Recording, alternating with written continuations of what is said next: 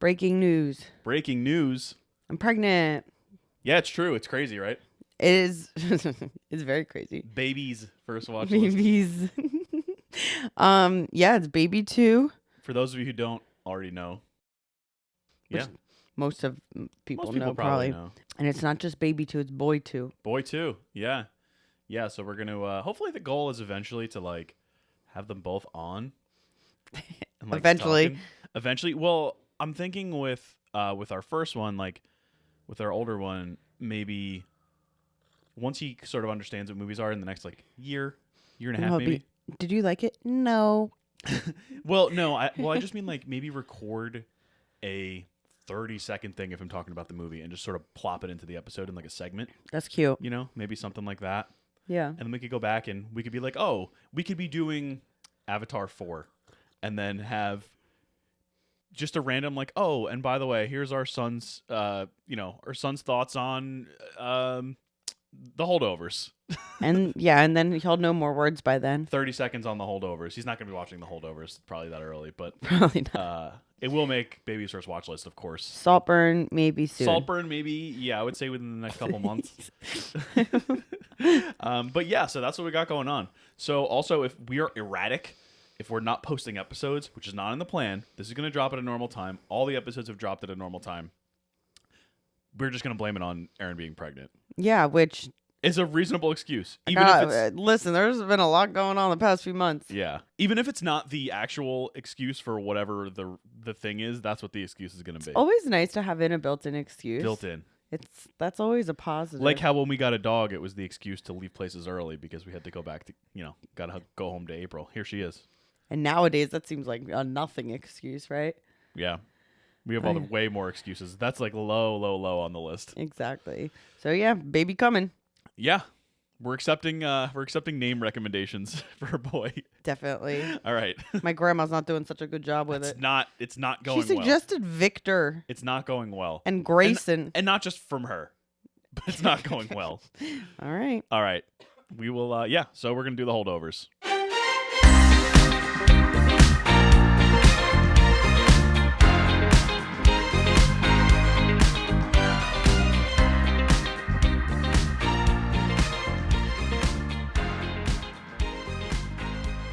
The holidays are over.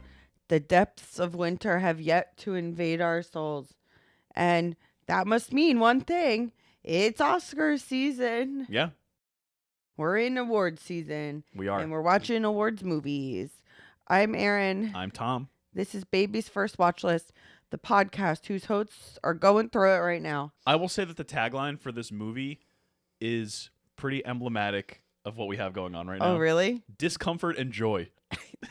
That's about right. So ignore any coughs that Tom can't edit out. Yeah, I'm going to do my best here, people, but we're going to see. Been sick all pregnancy so far. We've been sick since like September, but Yeah. you're like going through it, right? Like I'm fine right now. Yeah. Yeah. I got a lingering cough. I got the nausea, the this and the that. It's a blast. So it's all good though, because today we're covering major awards contender, The Holdovers. So this 2023 comedy drama that's also not secretly, a Christmas movie. It was directed. It wasn't marketed as one. No. But it is one. It really is one. Alexander Payne said he doesn't like the label, but I don't care. Well, okay. Well, then don't make a movie during the Christmas Don't make a season. Christmas movie I don't know then, what to tell you. Idiot. So it's directed by Alexander Payne, who's probably best known for, I would say, Election, Sideways, The Descendants, About Schmidt. Yeah. Right? Nebraska. Yeah. So Probably Election. Election was like his first big one. Yeah. Yeah. And Which Sideways. that's one that I haven't seen. And Sideways, it was a big hit. He also did Downsizing, if you saw Downsizing. No one did. I'm just saying. Sideways is kind of fun because the whole thing is like Paul Giamatti's character hates Merlot, and sales for Merlot went like through the roof after. Well, the whole thing in that movie, which we will do one day, I loved that movie. is that like he's talking up about like how big of a wine snob he is, but he knows nothing about wine. Yeah, it's genius. He's just a pompous blowhard the entire movie. Yeah, it's real good. Yeah, like he is in this movie for a lot of it. Yeah. So Alexander Payne was nominated for Best Adapted Screenplay for Election at the Oscars, and he won for Best Adapted Screenplay for 2 of his movies, Sideways, and The Descendants. Which, what's the fun fact about The Descendants? Jim Rash, aka the Dean from Community, also won for Best Adapted An Screenplay. Oscar for winner, Descendants. the Dean from Community, Dean Pelton. What's And Dean got to do with it? what he probably is best known for there is he did, so Angelina Jolie on the red carpet Yes. had that dress, the leg dress. And so when Jim Rash won, he stuck his leg out like Angelina Jolie did on the red carpet. Jim which Rash, is man. so good. What a guy. And Nat Faxon's the other guy, right? The guy who's his like writing partner. Yeah. Who? Nat Faxon. Okay. You're probably right. I am right. He co-directed The Way Back with Jim Rash. Oh, interesting. It Cool. was a fun movie. I liked that movie. That was a good movie. That's one that I forgot about. So Alexander Payne was also nominated for Best Director for those two, Sideways and The Descendants, as well as the wonderful Nebraska. Yeah. Nebraska Black and white. was in black and white. Bruce Dern, Will Forte, Yep. June Squibb. June Squibb queen. going absolutely ham, going way, way further than anybody needs to go, going Saltburn levels of far. literally, literally actually. It's Saltburn. actually very close. This is very close to Saltburn levels of far in that movie. We're June talking Squibb. about the grave, not the bathtub. And that will be the final reference to Saltburn on this podcast. Probably not. So we just watched it yesterday. Yeah. And that's a movie that doesn't leave your head right away. Not right away. So Maybe soon. we might be talking about it. So I didn't realize that Alexander Payne didn't write this one. Oh, he didn't? I didn't even realize. I got to rework like everything I talk about here. All my notes. This movie was written by David Hemmingson. So he actually wrote on a lot of TV shows. Oh, I know who that guy is. He This did- was his first script, actually. Yes. I actually did read that. What Yes, am I talking about? You're right. He wrote on Blackish, American Dad, Just Shoot Me, and many, many others. This is his first film screenplay that was made into a movie. Yeah, his first feature. He also executive produced Kitchen Confidential. Yes, he did. And he his first writing credits were for 2 episodes of on Wikipedia for 2 Adventures of Pete and Pete, 2 episodes of, sorry. And I loved that movie. I love that show, but it also weirded me out. So the part that weirded me out was like the mom has a plate in her head, Okay. but they make it seem like it's like a real plate in her head. Like a dish? Like instead of a brain, she's a plate. Oh, okay. Yeah. And so that freaked me out. That is a little freaky. I would not like that if Yeah. that were me. Danny Tamborelli's in it. Oh, good. A legend. And Michelle Trachtenberg. Lori Beth Denberg. She might have actually She might made have some been- comparisons she might have in been there. on I'm not going to say she didn't because I'm not sure. So yeah, he did 2 of those episodes. We're big Lori Beth heads on this podcast, I guess. What's not to like? Have you ever seen Dodgeball? Dodgeball? Come Yeah. on. So the cinematographer Eichel Brild, which I don't think I got that right. Apologize. Yeah. He also shot No Hard Feelings this past year, Okay. which is a Jennifer Lawrence comedy. She's nominated for the Golden Globe for it. And he also shot In Bruges. And Very varied. even catalog. more interesting, won an Emmy for a cinematography work on the pilot episode of House of Cards. Huh. Isn't that interesting? Yeah. Yeah. Robin Wright led House of Cards. Only Robin Wright led. Yes. Amazing. Editor Kevin Trent. He has edited every single one of Alexander Payne's movies Oh, wow. to date. I know that Payne has the same cinematographer he uses for all his movies, but not for this one, and I think not for The Descendants. Okay. There's 2 of them that he wasn't. His name's like Feedin Papa Michael or something like that. It's like something Greek. Interesting. And Kevin Trent here, he was nominated for The Descendants for editing it. The music was by Mark Orton, previously Oscar nominated for his Nebraska score. So clearly Payne likes to keep it in the family. he does. And they, you know what, all of his movies that I have seen, I've seen now 4 of them, they all do contain a similar vibe despite being in different time periods and different places. They're all in different places. Some shot in color, some not shot in color. Yeah, it's really interesting. So starring Paul Giamatti, Divine Joy Randolph, and Dominic Sessa in his first film role. Wild. The Holdovers was filmed in Massachusetts over, I was right. Yeah. You asked me during the movie. I was like, I Yes. think Massachusetts. And Well, it was on location. Like the Boston scenes are in Boston. right. And they did it they had a couple of different like boys' schools that they looked at, or private schools. And that's where they found Dominic Sessa.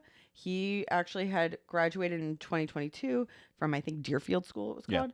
And they had a couple people audition. if you were interested, and he got the role from that, which I think is like so cool. Yeah. I love stuff like I think of Rachel Zegler doing West Side Story for her high school and then getting this part, like getting West Side Story. Like, it's amazing. Giamatti claims to have found Sessa. Oh, really? Yeah, he says that Okay. he was the one who brought him on board. I don't know if it's true or not, but what I read was that it said Giamatti claims Right. that he found Dominic Sessa. Do you know Paul Giamatti is younger than my parents? It's crazy. Paul Giamatti looks old sometimes. Because I know that my parents are think going it's to just listen to this episode. He is younger than you. It's it's the vibe that he gives off too. Like he feels older because he always plays like these neurotic, like He balding, played John Adams like decades 20 ago. years ago. Yeah. Like, what the heck? Yeah. Well, John Adams didn't live to be that old. I guess not, but I always think of them as ancient. Yeah. How old did John Adams live to be? Yeah, let's see. How old? Are they not going to give me a number here? I can't do this math. When did he die? It's like all. Oh, never mind. He did live a long time. He died at 90. Okay, well, I'm going to take back what I just said. Well, I just think about Giamatti and like Big Fat Liar, and I guess he was young then, but he looked so old to me when I was Big Fat like Liar 10. was 02. Oh, Yeah. same guy who directed Free Guy. So he was like close to how old we are 2002. now. He's just a little bit older. He was 35. Uh, Which is only a couple of years older than us. Oh my gosh. So But it's the fact that he's balding. Like the fact that he's been of balding course. since he was in his 30s, and he Yeah. never embraced going bald, like doing full bald. yeah, he goes. You don't need to, but like if he had embraced being full bald, like that's a different look than balding. Right, of course. You know, so he just has always looked older. Yeah. I He's don't- still I, my king. I don't say this only because I'm approaching 35. It's so funny. It's definitely not just because of me.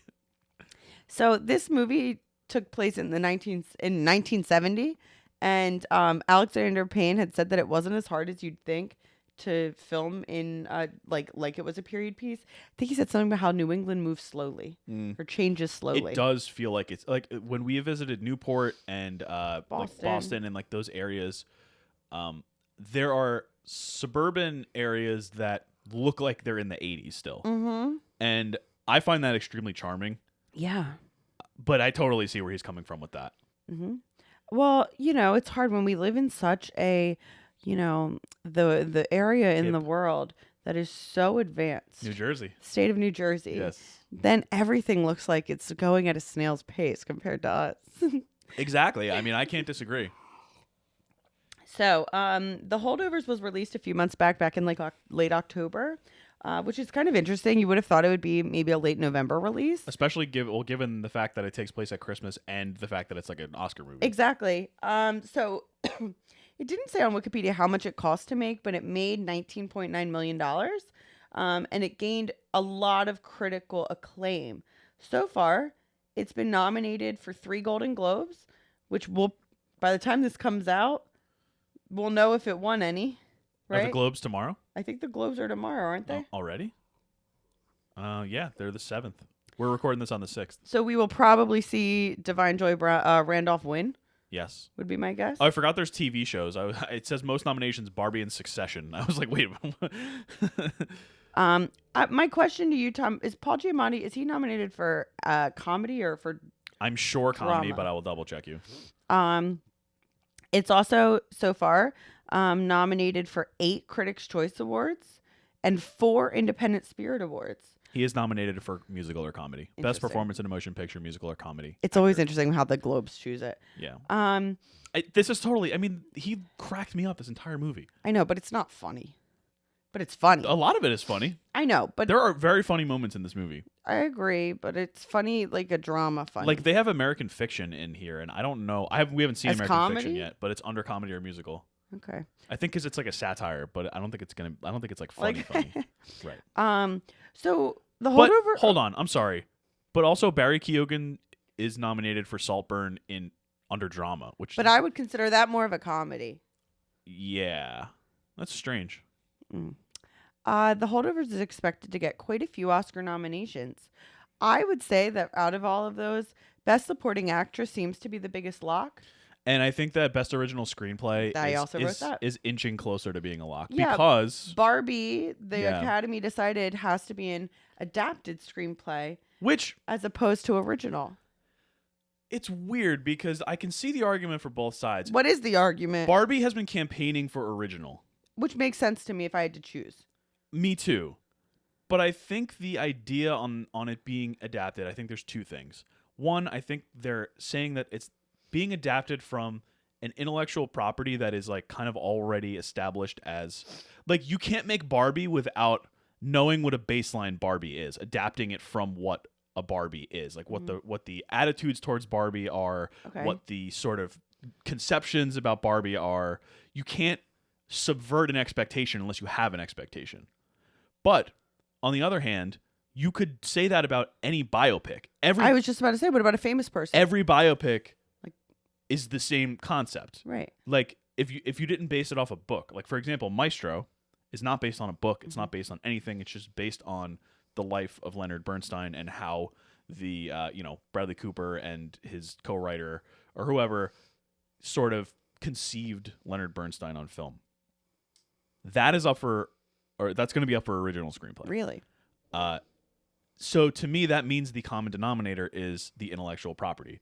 So if you're basing something off an intellectual property, it's adapted. If you're basing something off of a person, a real person, it's original. And I don't know why that is, unless it's based on a biography of that person. Of course. I just wonder why something like that, they're going to tell Barbie, like, no, you're going and adapted, when you have things like Lily Gladstone. It seems to be on a, like, if she's supporting or if she's lead, and they get to choose what they submit her in. My guess would be because... I guess they could still nominate her in the other one if they wanted to, right? Yeah. The Academy can kind of do whatever it wants, I think. I don't know, like, its bylaws or anything like that, but that's the impression I get. And also, the thing that sort of persuaded me for Barbie being an adapted, which I don't agree with on a conceptual level, but I agree with on a precedent level, because they made the Lego movie submit for adapted. Okay. And I think that there's more of a... The Lego movie wasn't based on any... Like, there's no... There like, were just Legos in it. Legos don't have, like, a thing. Don't have lore. Don't have whatever. Like, if you're going to make Legos be adapted and not original, then you have to make Barbie be adapted. Okay, that's fair. Like I said, I don't necessarily agree with it, but given what they have done in the past, I can see why they had to put Barbie in adapted. I understand that now that you used the other one. Yeah, I don't necessarily, like I said, I don't necessarily agree with the concept, but I think that's what they're doing. Yeah. All right, that's fair. Okay, so before we get to your little synopsis, which you said you're going to do short. Yeah, I'm done with the big plot summary. I agree. I think that's a good idea. Nobody wants to hear me talk. I mean, I love hearing you talk. Everyone listening to this podcast does to some degree, I guess. I mean, so yeah, I guess so, right? But not a lot. No. So, okay, I'm going to do my New Jersey connection then before you do that. Do it. Okay. Now that we don't have our guests, I can actually sing the song again. I know you were going to and not be embarrassed about it. But it's funny because they listened to our other episodes, I'm so sure they were waiting with bated breath for me to sing, but they were left disappointed. All right, ready? Get connected for free. Free. Your New Jersey connection. I have some really, I have probably the best New Jersey connection yet. Yeah. If you look on Wikipedia at the Holdovers, you will see that only 6 of the actors listed have Wikipedia pages. Now, if you click through those 6, one of them, Paul Giamatti, Nepo baby. Is he really?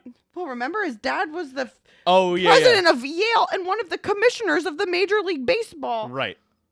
What the heck? Yeah, people forget. Nepo babies don't just mean like, oh, your dad was an actor. No, your dad was the president of Yale. You were a Nepo baby. Sorry, I was Paul. shocked. Paul, if you're listening, we love you. You're a Nepo baby. And that's okay. Yes. Oh, yeah, we're pro Nepo baby, by the way.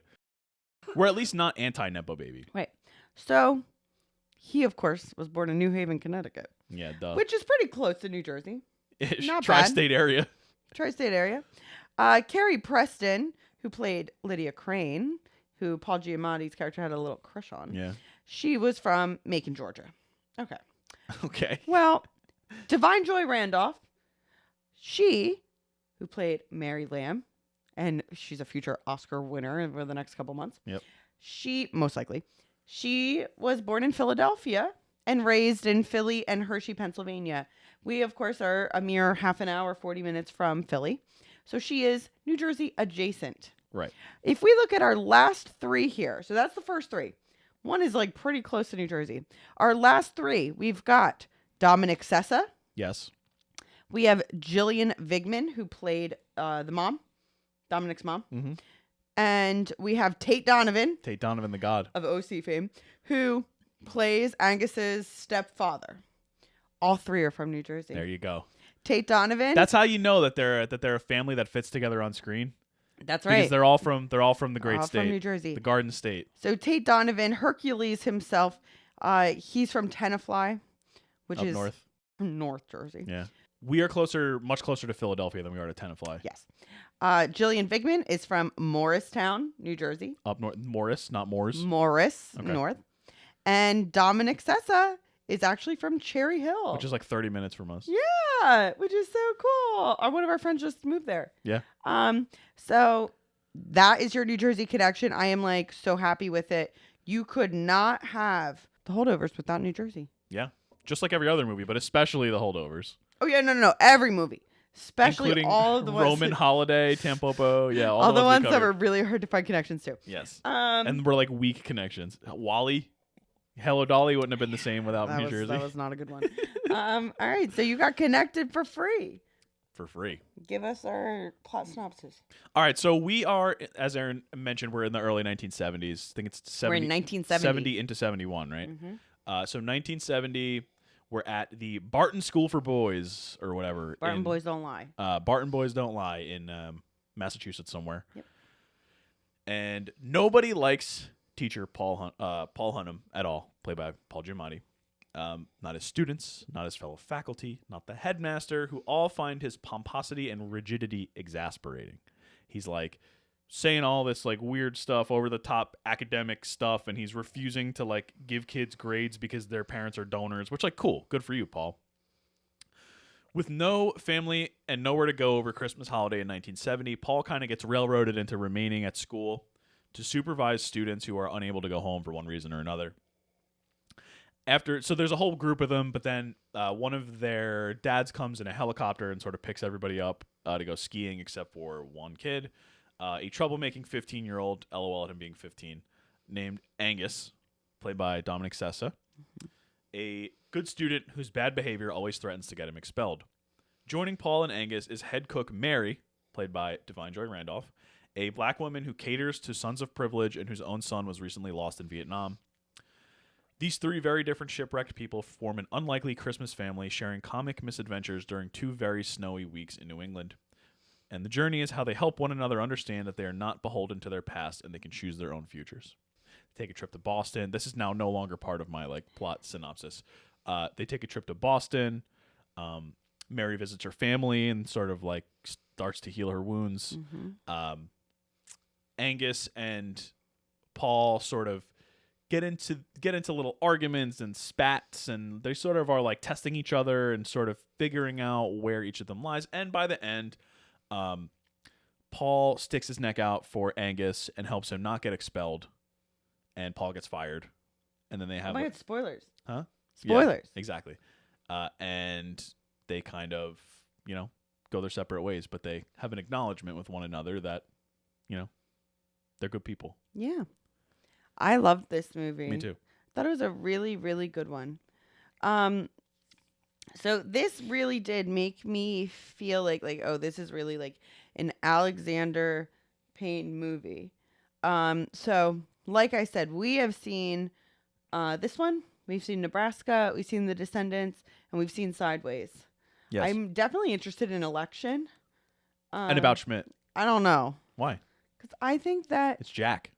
is Kathy Bates in it. I think so. All right, I'm in. I actually have the tab Like, there's up like on a it. Kathy Bates like hot tub thing going on in Well, About Schmidt. We watched June Squibb do what she did in Nebraska. Listen. It's also got Hope Davis and Dermot Mulroney. Oh, I mean King and Queen. We're in right on there. About Schmidt, baby. All right, yeah, I'll watch it. So. And June Squibb's in that one too. Oh, okay, never mind. I'm in. So one of the things that I'm going to ask you the question: what do you like about Alexander Payne movies the most? I'm going to answer it though. Okay. So for me, what I like about all of them is I find that there's a sense of melancholy with the characters. Doesn't matter what movie it is. You have this kind of sadness that pervades through these different characters' lives and their thoughts and their emotions. So in Nebraska, for example, Will Forte is taking his dad, Bruce Dern, all the way to Nebraska because Bruce Dern is convinced that he won the lottery and has to go to like submit his ticket and whatever. And everyone knows it's not. And everyone knows it's like not real. And Will Forte does not. Right now, he's going through it in his own life, and like he just like has to do this with his dad, and it's like it's just not a good situation, right? So he's got this kind of like overarching sadness here. George Clooney is kind of in The Descendants going through it because his wife, who he found out was having an affair, right, is very ill. She's dying. She's dying, I think. And so he lives in Hawaii. She's dying. Like she's on a ventilator. Like she's like in the hospital dying. Like it's not like, oh, there's no way to communicate with her. Right. And so he has that kind of complex relationship. And even though he's living in paradise in Hawaii, he's dealing with that while also struggling raising his daughter. Shailene Woodley? Yep. And so she's also going through it. Yep. And I know that Sideways, I mean... Everyone's messed up. Everybody's messed up in Thomas Sideways. Hayden Church is like a serial cheater. Like Giamatti. So I love Giamatti is just like his neurotic self. Yeah. So even Sandra Oh was wild in that movie. Yeah, who he was married to for a couple years, Alexander Payne. Yeah. So what I really she's like a biker in that movie. Or something. What I really enjoy about his movies is the fact that people are living their lives through that kind of negative emotion. I feel like a lot of times people are either like, and this is in movies, like they're either really happy or really upset about something. And this kind of, all of his movies kind of land in the middle. But what I like about it too, and I think is important to point out, is that the tones of the movies aren't extremely heavy. Right, exactly. Like you hear those subject matters and you're like, oh my God, this is a slog. I don't want to watch it. It's so sad. And they like, never are. You might find some of these movies, not the Holdovers, but you might find some of these movies sad. You might find Nebraska sad. You might find The Descendants sad. But I ultimately don't. Like they're full of life and humor also. All of them are considered comedies. Yes, I wouldn't say that they're funny. I thought that this movie was very funny at times. But they're all humorous and they all have sort of ironic premises.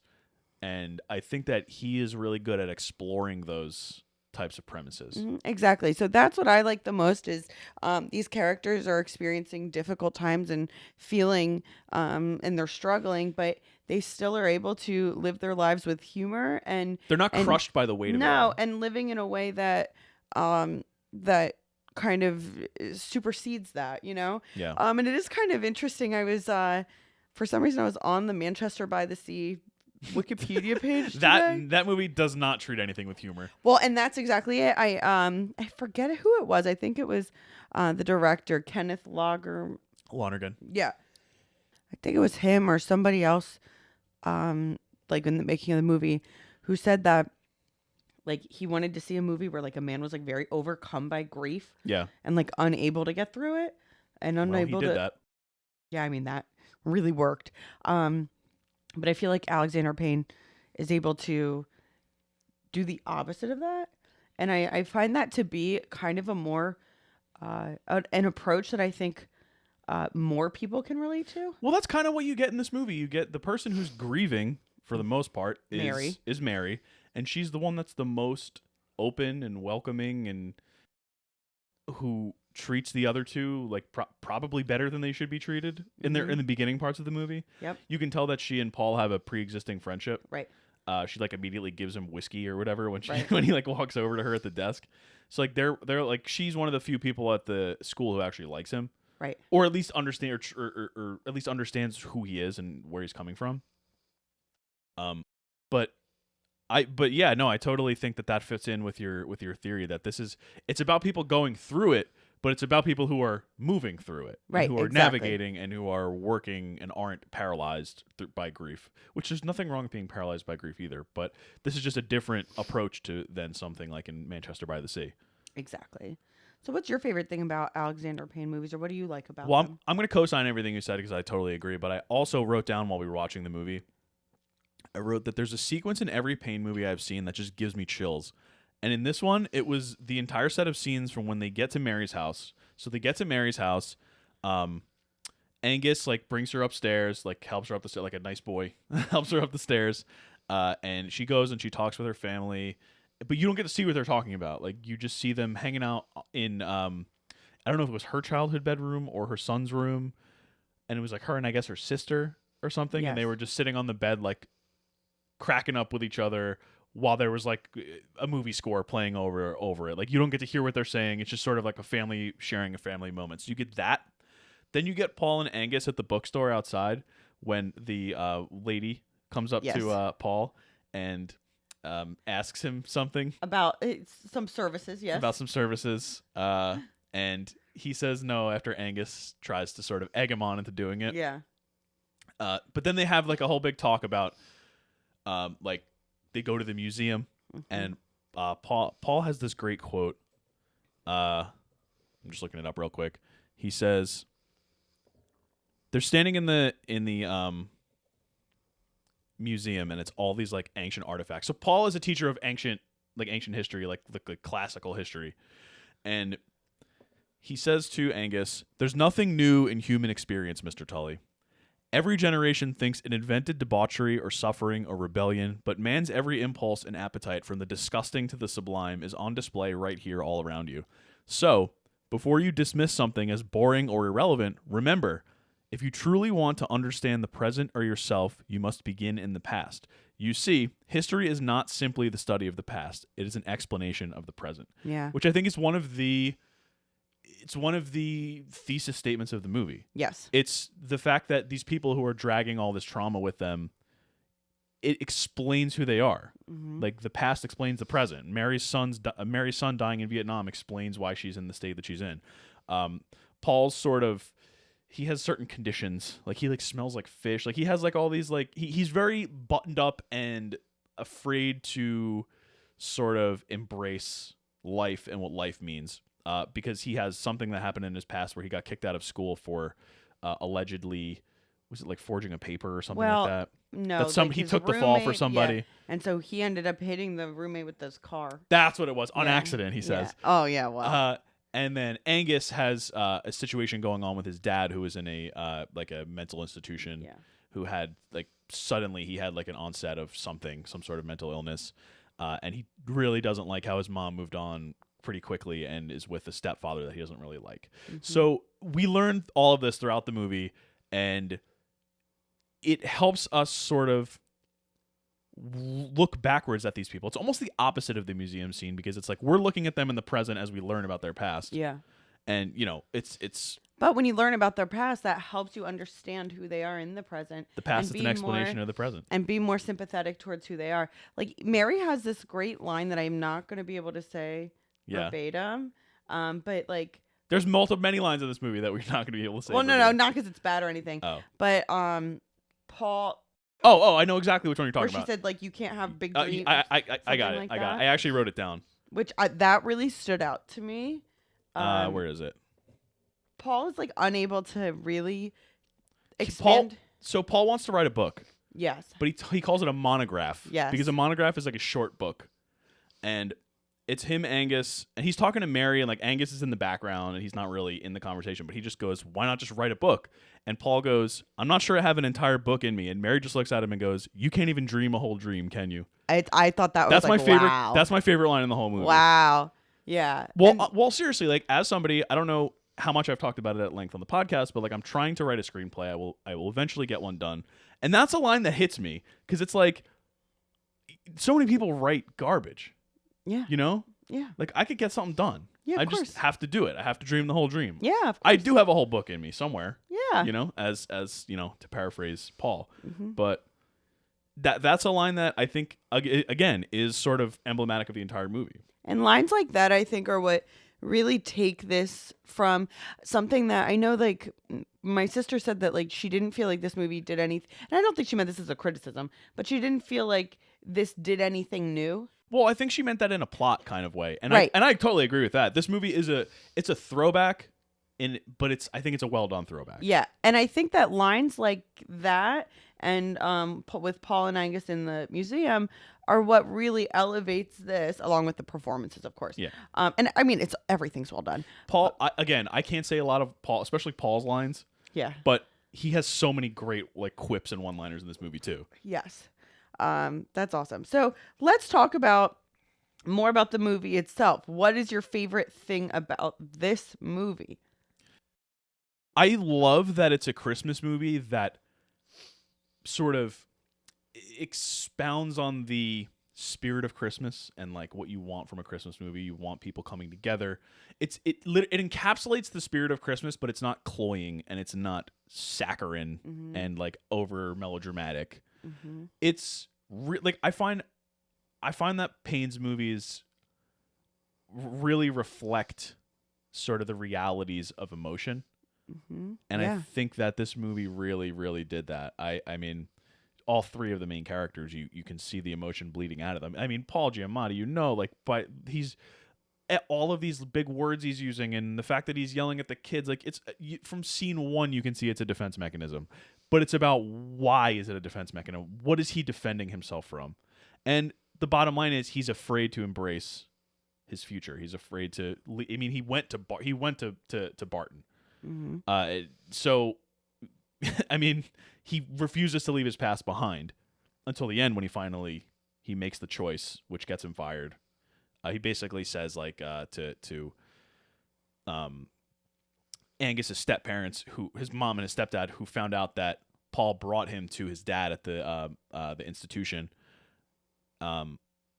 Paul basically took the fall for it because it was Angus's idea, but Paul said it was totally his idea and he wanted to do it and all that. So he kept Angus in school and Paul left. So that choice, which the choice is important. If he had just been fired. Well, and that's something that he didn't get the choice when he was in college. Right. And now he does have that choice. Right. He knew that he was risking his job, that he would get fired, and especially because of what he said to the headmaster on the way out, who was I'm actually going to say it because I don't care. I can bleep it out, but I'm going to say it because I wrote it down.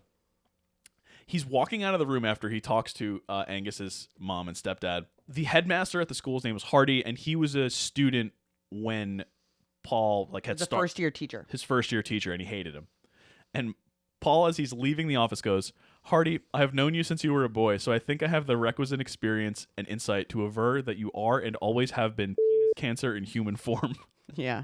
Like, it's so good. Yeah, that's so, oh my God. It's so good. But like Giamatti in this movie is just he's wild. He is wild. I think my favorite thing about this movie, it comes down to the characterization for me and the fact that I feel like this is very emblematic of the human experiences we interact with other people. So when you start watching it, you see these people for just the generalizations Archetypes. of how people see them, right? Paul is this like hard teacher that everyone's like, oh, he's so annoying, whatever. Angus, at first you think he's being bullied, and then you realize no, he's actually really mean. Literally, the first scene, he's in his room, brushing his teeth or whatever, and the one of his friends comes in, who you see throughout the first act of the movie, and he's I forget exactly what he said, but he was approaching him in an antagonistic way, and then Angus just completely turns it on his head, him. And it's like when you throw the jab and you get hit with the haymaker. Yeah, exactly. You know. And so you're like, oh, he's one of those bad kids, whatever. Yeah. And then Mary, you just see her as she's overworked. An overworked woman who is just a grieving mom, right? That's all you see. And so you kind of see that those archetypes only, just like the kid that Angus was talking to, his classmate, who Angus and him kind of bully each other. And this kid is not nice at all. No. And you see him as one of those classmate bullies. Because Angus is going to be one of the main characters, right? So the other kid, you're oh, he's a bully. The other kid is the kid whose dad comes to pick them up and bring them skiing. No, it's not. It's not? Nope. That's the kid who had the nice flowing hair. hair. The football guy. Yeah, exactly. Yeah, sorry. So what I like about this movie is that we sort of get those insights later on that makes us feel like we're their friends. And it's kind of one of those things where when you have a friend that's really quirky or has things about them that other people might not see, and you say like, no, you don't get it. That's like not who they really are. Yeah. Right. But then if there's people that you don't get that insight into, like that bully kid, Yeah. we never find out why he's being held over Christmas break. We never find out the pain that he's clearly going through. That he's taking out on other people. He's taking it out on other people. We don't ever find that out. Which is exactly what Angus is doing too. Exactly. And so I really love that, like, we see that example of like, we could probably in some other universe find out what's really going on with him, and then he would be more sympathetic to us. But just like in real life, we don't get that experience with a lot of people. And so he kind of goes off, right? But with the others, we really get into that insight and we end up really understanding them. And I think that that's like really true with people that you end up developing relationships with. The thing that I love about that too, which I told you earlier that I sort of observed, was that it's by the end of the movie, what I find in a lot of these types of movies is that the character that you see at the end is totally different from the character that they were in the beginning. You don't get that in this movie. No, they're the same. You get that Paul, Mary, and Angus have all had these moments of change, of course, and acceptance and whatever you want to call it. But to the outside world, to that kid, like, Angus is still kind of a smartass, and you know, people are happy that Paul got fired because they didn't like him. But it's a secret between the viewer and Paul and Mary and Angus that, like, Angus and Paul aren't that bad. They're good people. They're good people under the sort of layers and layers and layers of defense that they're putting up, and armor that they are either afraid to sort of share with everyone else, or they're afraid they'll get picked on or bullied, or like Angus going back at that guy, at that kid, is like, he doesn't want to get bullied, so he's going to bully 10 times as hard. But then you see what he did with the one kid who like peed the bed. Right. And he was like really nice to him, and he was helpful, and nobody ever found out that the kid peed the bed, and he was like mortified. You know he's a good kid. Right. And that's why it's very Blake Snyder, who wrote the one book that screenwriting book that I've read, Save the Cat. It's like one of the most famous screenwriting books. And one of his theories is that if you have a character who's unlikable, you want to see them do something early on that makes you sort of want to see them succeed. For example, if you have Tony Soprano in your script, you want to see him save a cat, pull a cat out of a tree, you know, like that sort of thing. So you can be like, okay, I know that under all of this, there's something there. There's something there. And that's sort of what you get with Angus in that scene. Well, and that's something that Mary really emphasizes throughout the movie, is she says to so many different people, like, they're kids. Yeah. These boys are kids. They're still and it's like, as a teacher of 13-year-olds, I have to remind myself that all the time. Like, when they say something that is like callous, if they're bullying somebody, if they're going through it and they're really talking back, whatever, they're kids. Like, they are probably dealing with something, and you got to just like take a step back and know that like there's other stuff going on in it. Just because they have a bad moment or a few bad moments or a lot of bad moments, like our characters do, that doesn't necessarily mean anything about them, their characters, right? Or the characters their generation. Like, I have that whole big pet peeve where I actually wrote it down.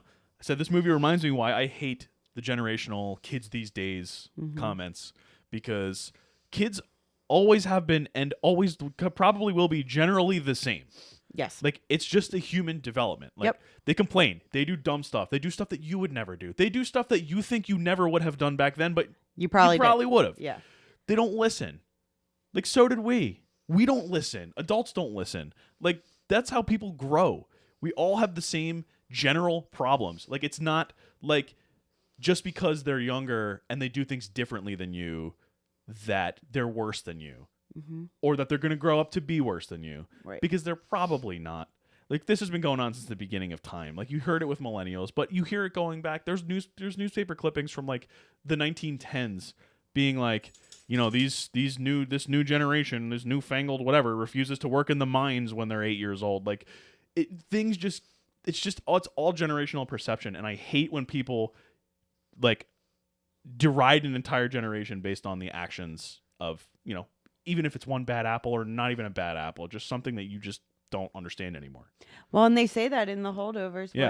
when Paul is teaching very old school, and the guy, the headmaster, is like, "Well, kids these days are different. You need to adjust to that." Yeah.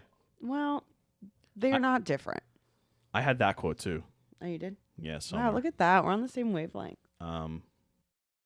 Yeah, I don't know where it is, but I'll find it. If I find it, I'll say it. Awesome. So let me see what else I got here. I mean, I have my only other questions on like Oscar season watching so far. So let's go to your questions and then we can kind of. Yeah, we'll wrap up with that. Yeah. Okay. Does this hit like your general like list of favorite Christmas movies? I think it very well could. It's a different kind of Christmas movie than like a lot of the ones that I watch are goofier. Yeah. This isn't goofy. This is in the realm of like It's a Wonderful Life. Exactly. But it certainly is one of the Christmas movies that have stuck out to me the most over the past few years. Yeah, I totally agree. I could see myself rewatching this a lot. Oh, On definitely. Christmas, over Christmas, and all that. It's slightly long, like a little over 2 hours. It's a little long. Like if I'm gonna sit down and watch a Christmas movie that I want to sort of breeze by, it's probably not gonna be this one. But I definitely think I would add it to like my if I'm making a list, checking it twice of my favorite Christmas movies. It's on there. It's I would say firmly in the top 10 Oh yeah. with room to grow. Yeah, I agree. I think it will be conducive to multiple watches too. Definitely. What else? What are your thoughts on the production and costume design? Because that's a big standout in this movie that we haven't really talked about. Yeah, I thought it was like really, really, really lovely. 1970 is a great year for costumes. Clearly. And They got like sweaters going on. They got the whole deal. I actually noted in my head that like I thought that Divine Joy Randolph had really lovely costumes throughout the movie. She looked great. Shout out to Wendy Chuck. She our looked costume designer. amazing.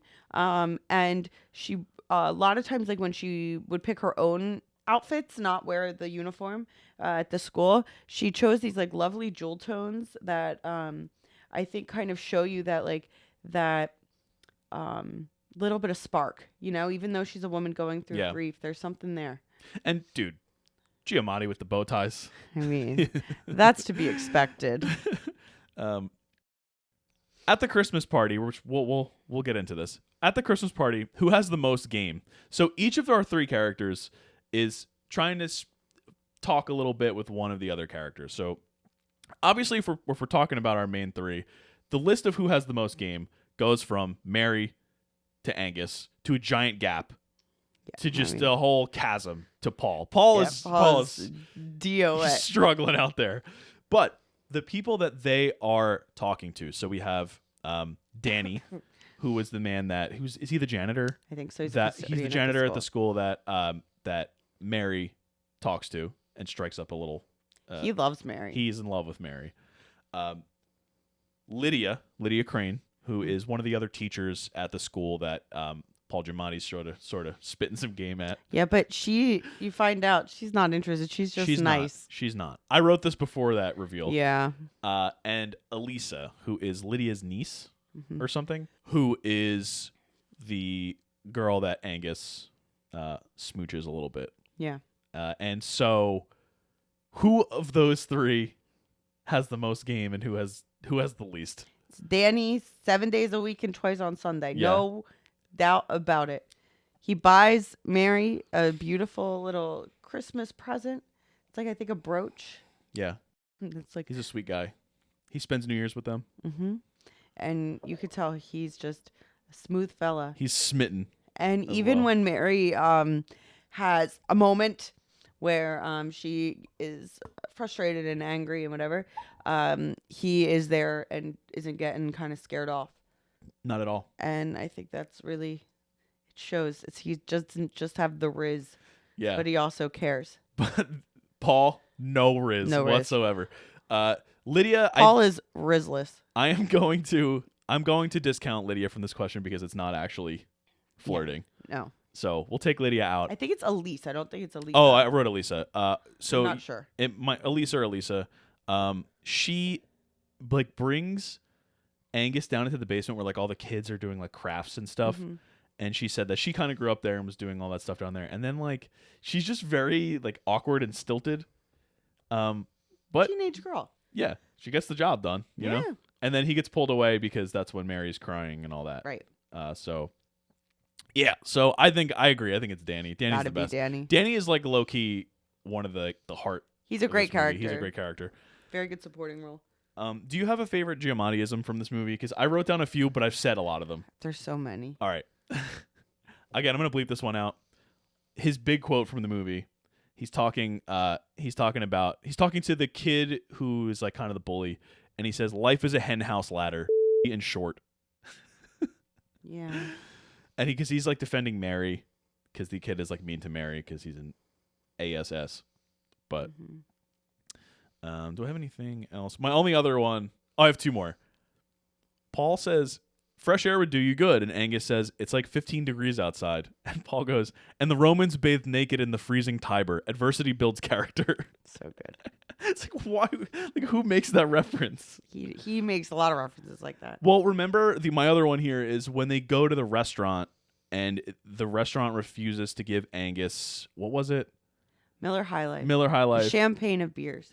But it wasn't there something in like a dessert that they refused to give him? Oh, at the fancy restaurant. At the fancy restaurant. Cherry's Jubilee. Oh, they don't. Yeah, Because there's brandy in it. So they won't give him Cherry's Jubilee. Even though, as Mary proves that she is a very good cook, she says, "Doesn't the alcohol burn off?" Yeah. And it does. So. Yeah. And the waitress was like, "I don't know what you want me to tell you. Like that's I just can't." She wasn't very. Yeah. Paul goes, "Okay, I'll get the Cherry's Jubilee," and they're like, she's like, "No, you can't do that." And Paul says, "What kind of fascist hash foundry are you running here?" It's just good. Like the most obnoxious lines. He's so good. He's the best. Yeah, Paul Giamatti killed it. Yeah, and then of course, the other ones that I said earlier. Yes. Are all. This is all the. You're gonna be doing a lot of bleeping this episode. Oh yeah, this is the Mount Rushmore of Giamatti. Yeah, love it. That's it. That's all my questions. The only other question I have, we sort of already answered, so we can. Great. So let's talk about our Oscar season watching so far. Wait, do you want me to do? I looked up a little bit about the production design. If you want me to, go do for that it first, and then we'll come back at the end. So it's a Focus Features article, and it's called "How Alexander Payne's The Holdovers Championed 70s Scenery," and it was a Q&A with the production designer, Ryan Warren Smith. Giamatti said in the production notes, "One of the things I love about Alexander's movies is the sense of place in each one of them. To bring this world alive, Payne brought on production designer Ryan Warren Smith, who has excelled in capturing real American landscapes in TV shows like True Detective." IndieWire wrote that of his ultra-convincing production design, the vibes are immaculate from the start and only grow more so as the characters gradually start to become as detailed as the world that the Holdovers constructs around them. And so he's talking about how they shot everything on location rather than a soundstage. And he said that Alexander is such an open individual that he doesn't want to control all aspects of the production. He wanted the real world to be part of the story, which I think is great. Yeah. He said often Alexander would cast people who lived in the locations. Mm-hmm. So like I know a lot of I think the bartender. Remember when he's at the bar and he's talking to the guy in the Santa suit and he's explaining why it's not the like real historically Santa, correct Santa suit. Yeah. The guy at the bar, the bartender, is the real bartender at that bar. Fun. So like Alexander Payne likes to do that. It's very safty of him. Yeah. And so the Ryan Warren Smith said, "This is part of Alexander's philosophy of filmmaking, to let real life breathe into the production. It is something that you can feel in the film." And I totally agree with that. They asked him, "What does Paul's office say about him?" And Smith said, "I think it tells us that he's stuck. His office is pretty cluttered. There are things there that look like they've been there for weeks, maybe months. He has socks drying on the radiator. All those little things add up to tell us that Paul is stuck in his life, that there are all these things that he has started and never finished." And I think that is a perfect example of how people who just like look at a plot and say, "This is what this is." I feel like a lot of times people don't realize like the little things around you that you're not even like consciously like. I didn't notice that, but now that they said it, it's like it's of course like I can picture his office in my head. It's like, yeah, of course it looks like he's stuffed up. It's a total mess. And then the only time it looks good is when he's leaving. Right. That's the only time you ever see any light in his office. And apparently there was also an Easter egg in his office. There's a piece of set dressing that was in the apartment of his character in Sideways. Paul brought it to set, and Alexander thought we should put it in. And there's also a scene where Mary is pulling up to her sister's house, and the two storefronts in front of the building are named after Alexander's kids and Smith's kids. Nice. Yeah. So it was a cool little like Q&A type thing with the production designer. And then I'll just do a little bit of trivia. I did find 5 trivias. So Focus Features bought worldwide rights for the film for $30 million after it was screened at the Toronto International Film Festival. It's the biggest sale ever to happen at the festival, despite it not even being on the roster that year. Wow. It didn't actually play at the festival, like as a big thing. Divine Joy Randolph, who's a non-smoker, who smoked. Mary smokes a lot in this movie. Yeah, she does. She found that smoking fake cigarettes looked unrealistic, so she smoked real cigarettes for this movie. Wow. She said she was very sensitive to not becoming addicted, and she decided on American Spirit as the brand she disliked the most and could quit easily after filming Wrapped. Number 3, in a 2023 interview with the Associated Press, Alexander Payne spoke about the films he screened for the crew for inspiration. In the Somerville Theater in Boston, they were kind enough to let me screen 6 or 7 prints of films, 70s movies, for the cinematographer, the production designer, the costume designer, and also for Dominic Sessa because he hadn't really seen those movies, and I wanted him to get a sense of the movie he was about to be in. I ran The Graduate, The Landlord, Harold and Maude, The Last Detail, Clute, Paper Moon, and All the President's Men. We weren't trying to consciously emulate the look and feel of any single one of those films, but we all wanted to splash around the films of our contemporaries, had we been making a movie then. I think that there's a lot of critics were comparing it to Hal Ashby movies, and I think he did Harold and Maude. He did Harold so and that Maude. makes sense. Number 4, Paul Hunnam's Lazy Eye, which he also has in this movie. It's kind of a plot point that like Dominic Sessa or Angus doesn't know which one to look at, and he asks him which one he should look at. That's like a real that's legit, man. Paul Hunnam's Lazy Eye was, of course, Paul Giamatti's idea. Oh, of course. It started out as a prank on Dominic Sessa before being worked into the script. Interesting. And apparently they kept, like, if you go back and watch the movie, they shifted it into each eye, so you would be as confused as he was. Yeah. And number 5, Dominic Sessa said that the hardest scene for him to shoot was the ice skating scene. Why? Because he was having fun and enjoying himself? He found it difficult to fall on command because he's a hockey player. Oh, that's funny. Yeah. So that's my trivia. That's great. That's pretty much all I got. Awesome. So let's do a little Oscar-y talk here. Yep. So every year we try to watch as many Oscar movies as we can.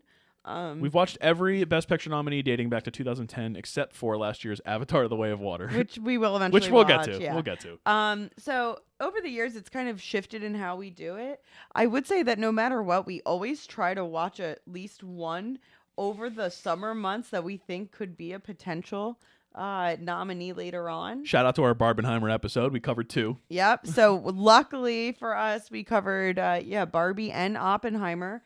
We watched those in one day. That was really fun. Yeah. I really enjoyed that. Go back and listen to that if you watched them in the meantime, Yeah. And then back in the day, one year we had Movie Pass. Oh. So that was great. We were able to watch Phantom Thread and a couple others. 17 or 18? Something like that. We were able to watch a couple of them through Movie Pass, where you paid $10 a month for unlimited movies. What a terrible business model. It was a lovely 6 months for us. We reaped the rewards. Although I felt like I just broke even, really. Like I didn't watch all that many. We had friends that would like go all watch a lot of movies. Yeah. And then as the pandemic happened, and things also started kind of shifting more towards streaming, we found that it got easier and harder. It's easier because we can watch most of the movies in the comfort of our own home, which we now for no additional cost. For no additional cost, and we now have way less time and availability to go out. Yes. To watch, especially now that we have a kid. Exactly. But at the same time, it causes some problems because movies get released later sometimes, or they may go somewhere that we don't have access to. Well, the reason why we didn't watch Avatar is because it wasn't available. We like to stream movies. Like we don't like to pirate movies. So like we're not like big into that. In case the FBI is listening. We really aren't. But that's what I'm going to say. That's the reason we didn't watch Avatar, because it wasn't out before the Oscar ceremony. Right. So far this year, we've probably seen, I think, 4 of the the Best Picture nominees. As well as maybe a couple that will sneak in with some other stuff. Well, we have a possible 5th. What is that? May, December. Oh yeah, I don't think that's going to end up being. It's in the conversation. It's definitely going to be nominated for. You were talking about Saltburn. I was talking about a couple. Yeah, right. Yeah. But I mean, like, Saltburn's not getting nominated, but May, December, I think, has a puncher's chance. Yeah, sure. Charles Mountain's definitely going to be nominated, though. Most likely. Yeah. You might get Portman or more too. I liked May December. Me too. I thought that was a very good movie. Mm-hmm. And Charles Mountain, I thought, was the best part of that movie. I think he's one of the best performances of the year. Yeah, right. I think it's maybe like him. I mean, of the ones I've seen, which we haven't seen like Killers of the Flower Moon. We haven't seen a bunch American of like the bigger Fiction. ones. We haven't seen Past Lives. Yeah. A lot. But of the ones I've seen, I think Melton is probably like top 3, top 2, top 3. What's your favorite performance so far that you've seen? Giamatti's up there, man. He's so good. Giamatti's up there. What else did we see? Oh, Cillian Murphy's excellent. Mm-hmm. Divine Joy Randolph, just in the same Holdovers as well. And I feel I'm kind of sad that Dominic Sessa isn't. He had a moment like when it came out, mm-hmm. but it hasn't really. I think because the newcomer that they're going to give it to is Charles Mountain. Like Right. like they're not really gonna. It's rare that you see like 2 or 3 people you haven't heard of before in a. Well, or Lily, not that you haven't heard necessarily. Lily Gladstone and Divine Joy Randolph too are names that aren't exactly. Well, I mean everywhere yet. I mean in the same category. Yeah, true. But it's not that nobody's heard of Charles Mountain because Riverdale had a lot of fans, but he's not known on like a prestige Oscar level at this point. He's not Academy well known. Mm-hmm. But yeah, I mean, I feel like I'm missing one. Ryan Gosling. Ryan Gosling and Barbie, also excellent. Mm-hmm. There was one. What else did we watch? We watched Maestro. Maestro. Yeah, we weren't big Maestro heads. I just think that we'll get more into this. We're doing a bonus Oscar episode with Uncle Nick P pretty soon in a couple weeks, so we'll get more into this then. But yeah, we weren't huge Maestro heads. Yeah. What we're gonna do is we can kind of move into our last thing here. Yeah. And kind of talk about the month ahead. Absolutely. Okay. So, well, we did Wall-E. We're doing the Holdovers. So, well, first you gotta ask the big question. Oh yeah. Does the Holdovers make Baby's First Watch List? Yeah. Yeah, and also shout out to me this entire episode for not calling it the Leftovers because I've been doing that in my head constantly. Yeah. But no, it's the Holdovers. It is. And yeah, we are definitely putting it on Baby's First Watch List. Definitely. And like I said, I mean, I already said I'm gonna I could see this being a movie that I watch a lot of, a lot over Christmas. And it's rated R, but it's not anything crazy. It's rated R for cursing, basically. Yeah, language. Which is there's sizable, I would say, amount of cursing in this movie. I didn't even notice that. Well, I only did because it was like the big moments. Yeah, sure. He likes to punch with certain 4-letter words. So what's the month looking like? We did Wall-E, you're right. We did Wall-E. Holdovers today. Holdovers. Next week is, I believe, Sleepless in Seattle, or are we doing Mighty Ducks first? Oh, I don't know, but I'm excited for both. I've seen Sleepless in Seattle. I have not seen Mighty Ducks. The Mighty Ducks, which we've heard that 2 is better. Our friends have told us that D2 Who is knows? better. I probably will never find out. What? We'll see. What are you talking about?